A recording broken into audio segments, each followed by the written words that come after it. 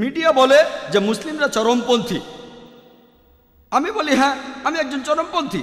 আমি চরম দয়ালু, চরম পরোপকারী, চরমভাবে ক্ষমাশীল, আমি চরমভাবে সৎ, আমি চরম ন্যায়বান। এতে সমস্যা কি যদি চরমভাবে দয়ালু হই, ক্ষমাশীল হই, পরোপকারী হই, ন্যায়বান হই, চরম সৎ হই? আংশিক সৎ হলে চলবে না।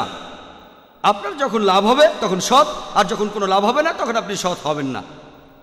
পবিত্র কোরআন অনুযায়ী আপনাকে হতে হবে চরম দয়ালু, চরম ক্ষমাশীল। যদি আপনি মুসলিম হন, আপনাকে চরমভাবে মুসলিম হতে হবে, আপনাকে চরম দয়ালু হতে হবে, আপনাকে চরম সৎ হতে হবে, আপনাকে চরম ন্যায়বান হতে হবে। আপনাদের মধ্যে কেউ পারলে আমাকে এটা বলেন, যদি চরমভাবে সৎ হই তাহলে সমস্যা কোথায়? আপনাকে সঠিক ক্ষেত্রে মৌলবাদী হতে হবে। মুসলিমদের লজ্জা পাওয়া উচিত না যে না না আমি তো আধুনিক মুসলিম। আধুনিক মুসলিমটা আবার কি?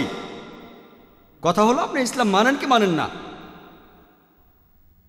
আল্লাহ পবিত্র কোরআনে বলেছেন উদখুলু ফিস-সিলমি কাফা, তোমরা সর্বাত্মকভাবে ইসলামে প্রবেশ করো। সূরা বাকারা 208 নম্বর আয়াতে আছে।